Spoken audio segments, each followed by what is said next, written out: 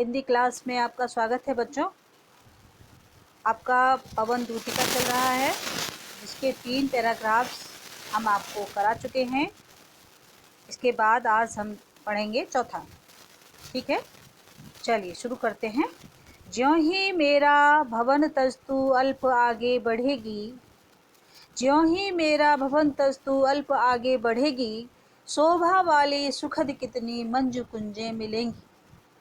प्यारी छाया मृदुल स्वर से मोह लेगी तुझे वे, तो भी मेरा दुख लख वहाँ जा न विश्राम लेना।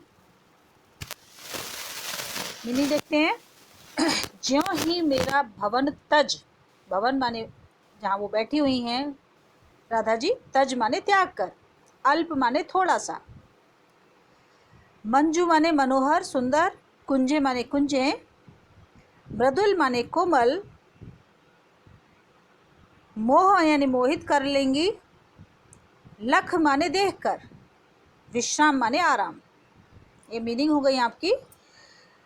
देखते हैं, चले व्याख्या देखेंगे। ज्यों ही मेरा भवन तस्तु अल्प आगे बढ़ेगी। मैंने आपको बताया था बच्चों, जो राधा हैं वो पवन को दूतिका बनाकर भगवान श्री कृष्ण के पास भेज रही हैं। क्या क्यों भेज रही हैं? कि उनके बिना यानी श्री कृष्ण के बिना उनकी क्या स्थिति है। और वो ये भी बताना चाहती हैं कि रास्ते में तुझे बहुत ही मनोहर चीज़ें मिलेंगी, उनसे तू आकर्षित होकर वहीं मत रुक जाना, है ना। तुझे आगे भी जाना है, श्री कृष्ण तक मेरा संदेश पहुंचाना है। तो ज्यों ही मेरा भवन तस्तु अल्प आगे बढ़ेगी, राधिका पवन से कहती हैं कि जैसे ही मेरा भवन छोड़कर तू थोड़ा सा ही आगे जाएगी, तभी तुझे क्या मिलेंगी? शोभा वाली सुखद कितनी मंज कुंजें मिलेंगी। तो वहाँ अत्यंत सुंदर शोभा से भरी हुई तुझे बहुत सारी मन को हर लेने वाली कुंजें मिलेंगी, कुंजें दिखाई देंगी। उनकी छाया बड़ी शीतल तथा आकर्षक है। किसकी? वहाँ की जो मनोहर कुंजें हैं, वहाँ की उनकी छाया बड़ी ही शीतल और आकर्षक है। प्यारी छाया मृदुल स्वर से मोह लेगी तुझे भी। और वहाँ जो पक्षी बोल रहे होंगे, मृदुल स्वर यानी बड़े कोमल स्वर में, बड़े मीठे स्वर में जो वहाँ पक्षी बोल रहे होंगे उन कुंजों में, वो तुझे आकर्षित कर लेंगे, तुझे मोह लेंगे। तो भी मेरा दुख लख वहाँ जा न विश्राम लेना। तो क्या कह रही हैं राधा जी कि वहाँ पक्षी चहक रहे होंगे, पक्षी बोल रहे होंगे, उनकी मधुर ध्वनि होगी, लेकिन अपने इन गुणों के कारण वे तुझे मोहित कर लेंगे।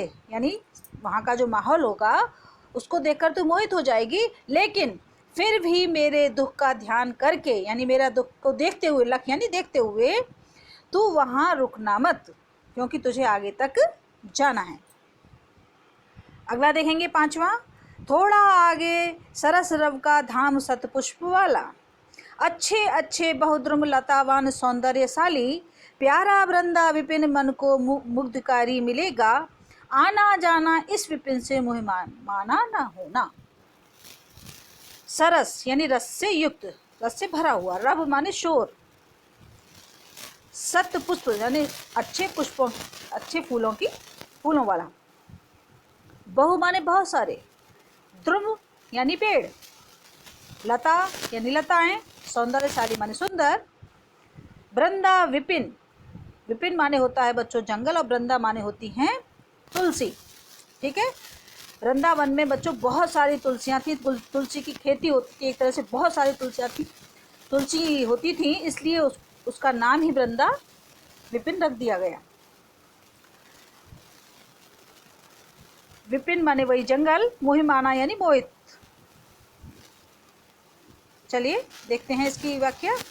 थोड़ा आगे सरस रव का धाम सतपुष्प वाला। मैंने आपको बताया कि जो राधिका जी हैं वो सब बता रही हैं कि जब तू श्री कृष्ण तक पहुंचेगी तो वहां तक पहुंचने में तुझे क्या क्या मिलेगा, कितना कितना कितना सौंदर्य तुझे वहां दिखाई देगा, उसका वर्णन वो यहाँ पर कर रही हैं। लेकिन बाद में विनती भी करती हैं उससे कि तू उससे आकर्षित होकर, तो उस पर मोहित होकर वहाँ रुकना मत, आगे जाना।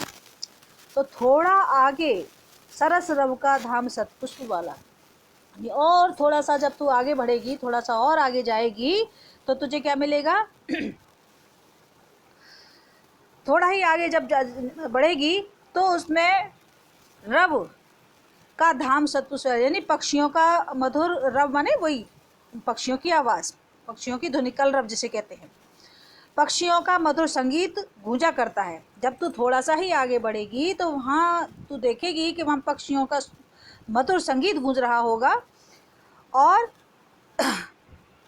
अच्छे अच्छे बहुद्रुम लतावान सौंदर्यशाली, और बहुत सारे जो वृक्ष हैं वो लताएं हैं वो बहुत सारे फलों से और फूलों से लदी हुई होंगी,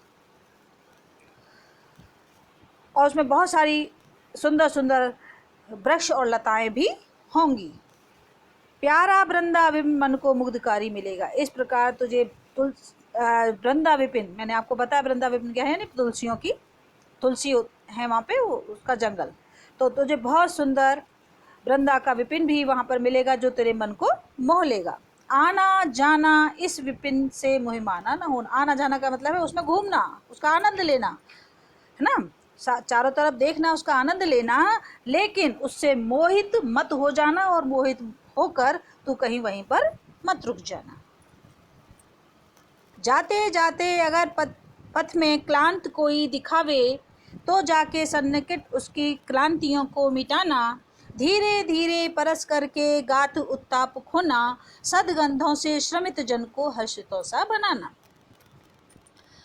पथ माने रास्ता, मार्ग, क्लांत माने होता है बच्चों थका हुआ, सन्निकट, सन्निकट माने पास में जाना, क्लांतियाँ वही थकावट, परस यानी स्पर्श करना या छूना, गात माने होता है बच्चों शरीर, उत्ताप यानी गर्मी, सदगंधों यानी सुंदर सुगंधी, श्रमित वही थका हुआ, जन माने मनुष्य, हर्षितों सा बनाना यानी उसको प्रसन्न कर देना, हर्षित माने प्रसन्न कर देना, खुश कर देना। चलिए व्याख्या पे आते हैं। जाते जाते अगर पथ में क्लांत कोई दिखावे, राधिका क्या कह रही हैं पवन से कि हे पवन, तुझे रास्ते में जाते हुए कोई थका हारा दुखी व्यक्ति दिखाई दे, रास्ते में जाते समय तुझे कोई थका हुआ दुखी परेशान व्यक्ति दिखाई दे, तो क्या करना तू, तो जाके सन्निकट उसकी क्लांतियों को मिटाना। तो तू उसके पास जाना और उसकी सारी थकावट को दूर कर देना। बच्चों हवा चलती है तो एक थके हुए व्यक्ति को बहुत आराम मिलता है ना, तो क्या कह रही हैं कि तू उसके पास जाना, उस थके हुए व्यक्ति के पास, और उसकी थकावट को दूर कर देना।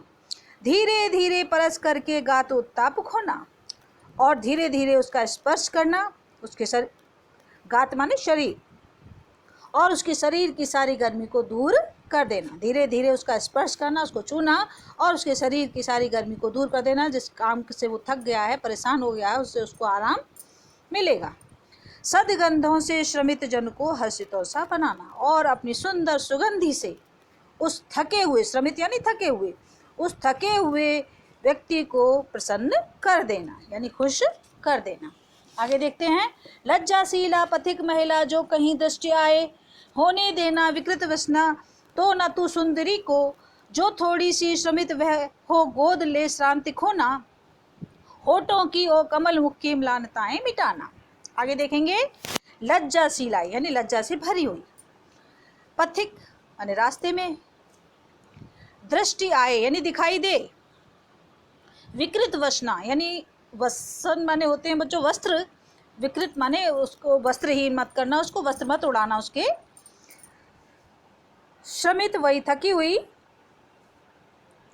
कमल मुख यानी कमल के समान मुख वाली। बच्चों जहाँ ये कमल और डैश करके मुझे लगा होता है, इसमें हमेशा क्या होता है, रूपक अलंकार, कमल रूपी मुख वाली, है ना, तो कमल यहाँ रूपक अलंकार है कि म्लानताएं वही थकावट या कुम्हलाया जाना।